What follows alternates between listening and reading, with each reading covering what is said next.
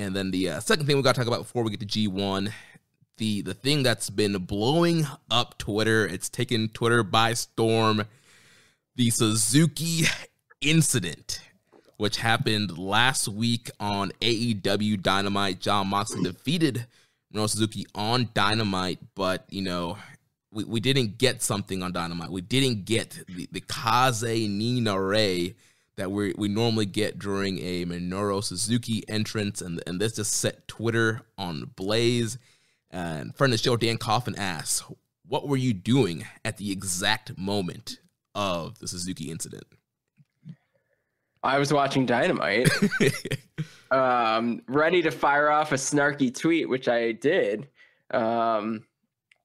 shortly thereafter, and I didn't expect to need it. But I was watching Dynamite, and I immediately noticed that they turned the music off, and I was like, oh, they must be running really late. Yep. That is not something that I am a fan of AEW. I was at All Out. I think they do a good job as American wrestling goes. And I kind of understand that Tony Khan is a wrestling fan. And I think he cut JR's mic during Kaze ni Nare during the pay-per-view. So like, it's not like he doesn't know or they don't know that that's a thing. So I was very surprised they turned the music off. I was very surprised the match went as short as it did, even though obviously if you look at the clock, you know what happened. So I, of course, pulled up the New Japan match and fired out the tweet and got all those hundreds of retweets and thousands of likes. And it'll be my second most engaging tweet of the year, probably. So that I got that going for me, I guess. But yeah, it was, but really the Suzuki incident stems from a different tweet of someone taking it remarkably seriously, and now it has turned into a meme, which is incredible. But yeah, I was watching Dynamite. Where were you, Jeremy?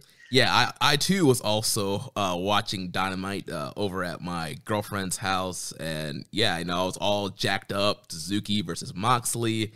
Suzuki's coming out. I'm getting ready to go scream Kaze ni Nare in my girlfriend's ear, and then the music just cuts off. And I was just like, what? What's going on? How can you cut off Kaze ni Nare?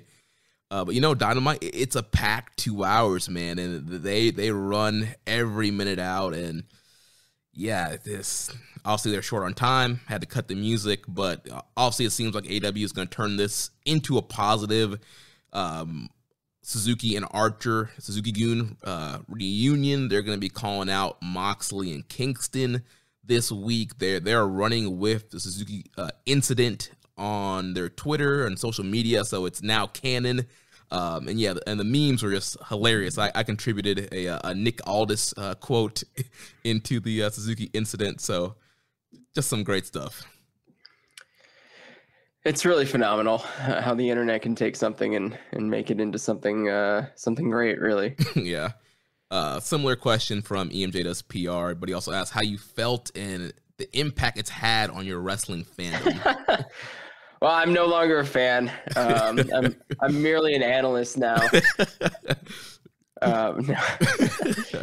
I mean, I respect the hustle of AEW turning it around and making it something of their own. And you know what? I respect the hustle of someone taking it super seriously too.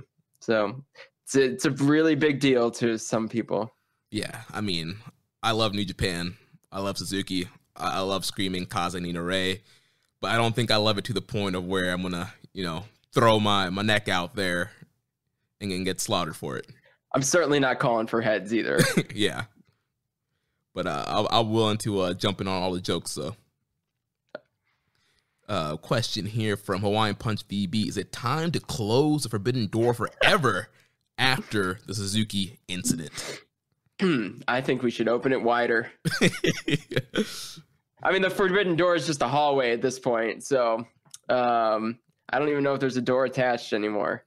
So I don't think that's a door worth closing at this very moment. Yeah, I mean, we're getting exciting matchups and moments. I mean, clearly, yes, you know, Suzuki incident was, you know, obviously not the best thing to happen, but we're getting a lot of great matchups. We've got a lot of great buzz. It's helping, you know, New Japan, you know, get some kind of buzz, some kind of positive talk in the, you know, the wrestling social verse.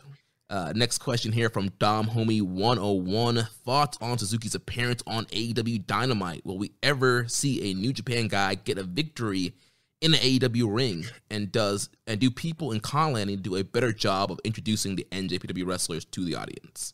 I don't know that that's what I don't know that that's the purpose of appearances on Dynamite or AEW programming. I don't know that, considering these guys aren't long-term characters on their show. So these guys are making one-off appearances, and I think that AEW, by putting them in the ring, mostly with Jon Moxley, makes them into a pretty big deal, right? Because he's a big star for them. He's one of their top guys. So you've got Jon Moxley fighting these Japanese wrestlers, and you've got to figure that that's because they mean something in New Japan. So I think that kind of by proxy, they end up getting some attention. Now, would I like to see someone come over that is a little more of a questionable match, right? Where like Moxley could lose and it could build to something different, and they could set something up for a New Japan show or even just another AEW show. I mean, that I think would be the next step if the relationship stays the way it is and gets deeper. I think at some point you got to send someone over that can beat Moxley and it'll mean something, right? I mean, even if that's Tanahashi and they're waiting on the US title match, I think that that's the next step. But otherwise, I think it's cool to get some of these guys out here in front of fans. I mean, that's the thing that they all seem to say or tweet about or talk about kind of behind the scenes, is like they all want to come to America and they want to work AEW because they want to work in front of a big, loud building. And because that's what they're used to, and that's what pro wrestling's all about. And they haven't had a chance to do that in 18 to 20 months now. So, the more they want to come over and get those big cheers and feel good about themselves, that bring them on over and put them in the ring with Moxley or Kingston or Archer or whoever. Right. Right. And, yeah. And I think that it is a cool relationship, and it's something cool that, New Japan can give them the time to get over there and do it. Yeah, I absolutely agree with you, man. And first of all, I think that, you can kind of consider Jon Moxley a New Japan guy. I mean, he was the IWGP US champion for, over a year. And so he's a quote-unquote New Japan guy that's, being pushed very hard and getting wins. And also, you look at some of the guys that they brought in, like Hikuleo. He picked up some wins on Dark. Ren Narita picked up a win on Dark. So when they bring these New Japan guys in, they do try to give them some credibility and build them up as they are headed into their big programs. And like you said, they are not, mainstay guys. You can't spend a whole ton of TV time building them up and trying to educate the AEW fans. I think, the New Japan partnership, that's a kind of a cool thing for fans who are in the know and who know New Japan and are big wrestling fans. It's kind of a cool thing for them. So if you already know, If you don't know, then you just have to catch up. And so, like you mentioned, I think it's great seeing guys like Kojima and Suzuki come over and get these big matches. And we're even seeing it spill over where we had like Archer competing on Resurgence. So a lot of great things are coming from this partnership. I thought Suzuki appearance, obviously besides the music getting cut off, I thought it was great. I mean, it was a short match, but it was short. It was violent, hard hitting, and clearly it's leading to more stuff. Suzuki's in the U.S. through the duration of the G1 Climax. He's doing his big independent tour all over the indies, and then it looks like all his Wednesdays are free, and clearly they're going to be doing some stuff with Archer and Suzuki and Moxley and Kingston, and it's probably going to be a big match at Arthur Ashe Stadium in a tag match. Yeah, and I think you have to include the All Out appearance in Suzuki's, appearance with AEW, and that was huge. I mean, that was a huge moment for everyone in the building. It was a huge moment for the pay-per-view. And if you didn't know who that guy was, you knew he was a big deal. So, I mean, to be truthful, like, there's no introduction needed for a guy who gets that kind of reaction. That's when you head to the Google machine and you figure out who this guy is and why these people are so excited. Like, you can't baby step everyone through everything. And if you're interested in wrestling outside of AEW or even just the American bubble, like, you can find some stuff about Minoru Suzuki after a reaction like that, and after, honestly, the internet's reaction to cutting off his music. So right. I think this could be one of the best things that's happened for Suzuki. And not that he's not one of the most popular Japanese wrestlers in America anyway. But he probably made some new fans by this whole thing. Yeah, and I think it's just one of those things where a lot of people are accustomed to the WWE style things where every 5 minutes they're reminding you of something and showing a replay and hammering home their verbiage and their terminology and what they want you to know. And it's like AEW just treats their fans more smarter than that. Like, they'll tell you once, and then they'll bring it out. If you don't know, then yeah, there's this fun thing called Google. There's this fun thing called YouTube. You can slap a name in it and figure it out.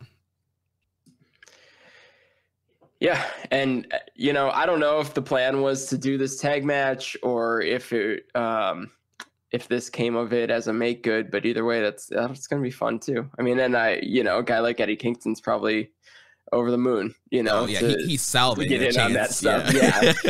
So, I mean, listen, it turns out a positive, and I think who knows? Maybe there's another appearance left in Suzuki in the U.S. With AEW. Like you said, he's here forever. So I mean, he's here for a long time. He's got dates through. He's got a lot of dates. So yeah. He's doing a full U.S. indie tour, and that man's he's gonna work himself to the bone. So yeah, it's almost like it almost feels like a retirement tour. Like, I don't think that's what it is, but like he's doing that much. Where it's like he's going to go everywhere, and he took every booking he could get, and good on him, man. Like, because he had a good run in the G1 last year, so he definitely could have just stayed home and done that. But he was probably like, hey, I want to get out and do something a little different this fall. Right, and it's just one of those things where like he's probably just living it out. Like, you never know when your last day is going to be, when your last match is going to be. He loves working in the U.S., which I'm sure there's a ton of guys he wanted to work. He's supposed to do a lot of stuff WrestleMania weekend in 2020. Before COVID hit, so I'm sure there's a lot of cool stuff that he wants to do, get it out of the way, because you never know. I mean, it could get worse. Lockdown's gonna get worse. He might have a hard time getting to the U.S. So while I can get over, yeah, why not come in here? Work with young guys, work with some dream matches, get on AEW TV. More Suzuki, more better. Yeah.